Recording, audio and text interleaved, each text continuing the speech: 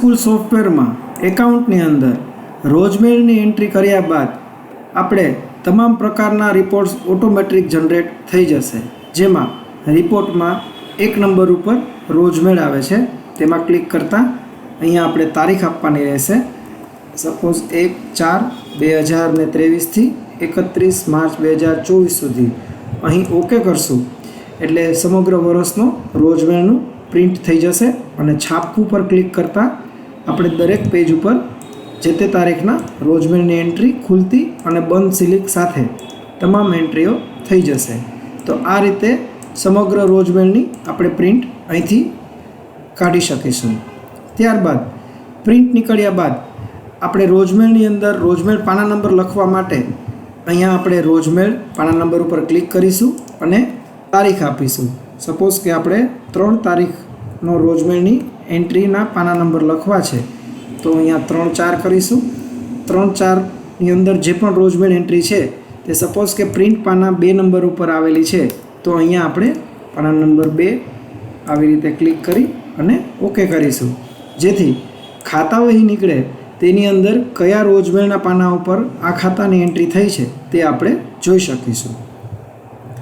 આ ઉપરાંત એકાઉન્ટની અંદર રિપોર્ટ્સમાં 2 નંબર ખાતા વહીમાં ક્લિક કરશું એટલે રોજમેળના આધારે જે ઓટોમેટિક ખાતા વહી જનરેટ થઈ ગઈ છે તે ખાતા વહી ઓટોમેટિક પ્રિન્ટ ફોર્મેટમાં આવી જશે અને તમે જોઈ શકશો કે રોજમેળની એન્ટ્રીની જે તે વિગત, તેમના જમા રકમ, તેમની ઉધાર રકમ અને જમા બાકી કે ઉધાર બાકી તે પણ આવી જશે। જે આપણે રોજમેળ પાના નંબર લખ્યા હતા તે અહીંયા ઓટોમેટિક આવી જશે।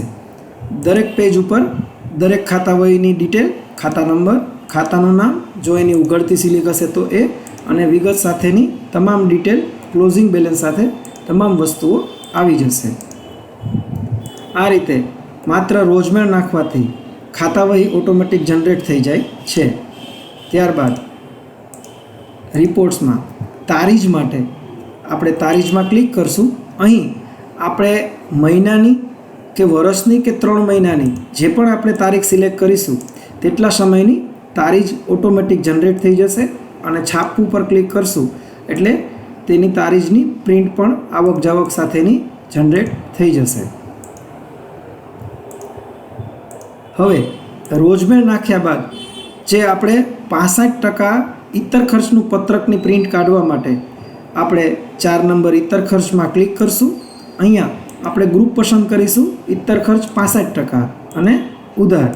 ત્યારબાદ ઓકે ઉપર ક્લિક કરીશું અને છાપવું ઉપર ક્લિક કરતાં 65-35 ગ્રાન્ટ ગણતરી પ્રમાણેનું ઇતર ખર્ચનું પત્રક અહીંથી ઓટોમેટિક જનરેટ થઈ જશે, જેની અંદર ઊભો અને આડો ટોટલ બધું જ કમ્પ્લીટ થઈ જશે। ત્યારબાદ આવક જાવક એટલે કે વર્ષ 2023-24ના સમય દરમિયાનની કુલ આવક અને તેની સામેની કુલ જાવક તેનું પત્રક અહીંથી જનરેટ થઈ જશે અને પ્રિન્ટ ઉપર ક્લિક કરતાં સમગ્ર વર્ષનું આવક જાવકનું ખાતાનું સરવૈયું ગ્રુપ વાઇઝ એટલે કે પગાર ગ્રાન્ટનું ગ્રુપ, પગાર ખર્ચના ગ્રુપ, તેવી જ રીતે અન્ય આવકના ગ્રુપ તેમજ ઇતર ખર્ચ 65%ના ગ્રુપ, આવી રીતે ગ્રુપ વાઇઝ હિસાબ સાથે આવક જાવકનું સરવૈયું જનરેટ થઈ જશે।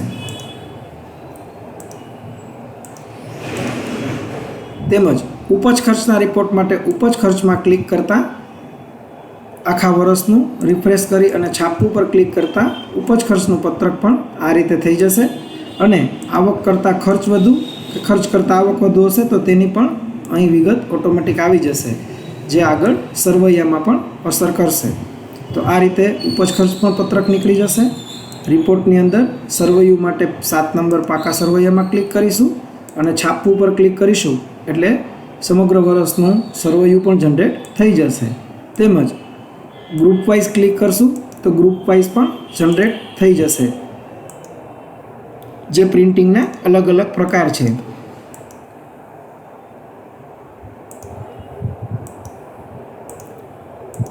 હવે ખાતાની સમરી એટલે કે સમગ્ર વર્ષ દરમિયાન કોઈપણ ખાતામાં ઓપનિંગ કેટલી હતી, કુલ જમા રકમ કેટલી થઈ, કુલ ઉધાર રકમ કેટલી થઈ અને બેલેન્સ રકમ શું છે તેનો હિસાબ ખાતાની સમરીમાંથી મળશે આપણને ખાતા વાઇઝ। તેમાં આપણે પ્રિન્ટ ઉપર ક્લિક કરતાં દરેક પ્રિન્ટની ઓપનિંગ, જમા, ઉધાર અને ક્લોઝિંગ બેલેન્સ, જમા હશે તો જમા અને ઉધાર હશે તો ઉધાર, એ રીતનું સમરી રિપોર્ટ આપણે જનરેટ થશે.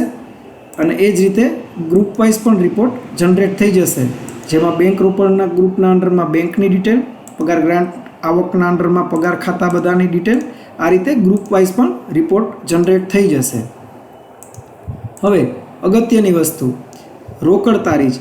એટલે કે ઘણી વખત આપણે પૈસાનું ચૂકવણું કરી આપતા હોઈએ, પરંતુ આચાર્યની પદર વગર આપણી પાસે પૈસા ન હોય તો આચાર્ય સાહેબ પોતાના પૈસા જ્યારે ચૂકવી આપતા હોય તો એ સમયે રોજમેળમાં જે બંધ સિલિક હશે તે માઇનસ જશે. તો એ માઇનસ રોકડ રકમ જતી હોય તેને પ્લસ કરવું, જે પદર પેટે લઈ અને પ્લસ કરવા માટે, એ જોવા માટે અહીંથી આપણે જોશું કે જો કોઈ પણ સમગ્ર વર્ષ દરમિયાન માઇનસ રકમ જતી રહી હશે તો અહીંથી માઇનસ ક્લોઝિંગ બેલેન્સનો રિપોર્ટ કરશું તો તમને ઓટોમેટિક એ વસ્તુઓનો ખ્યાલ આવી જશે. આ રીતે માત્ર રોજમેળની એન્ટ્રી કરવાથી તમામ પ્રકારના રિપોર્ટ્સ ઓટોમેટિક જનરેટ થઈ જાય છે.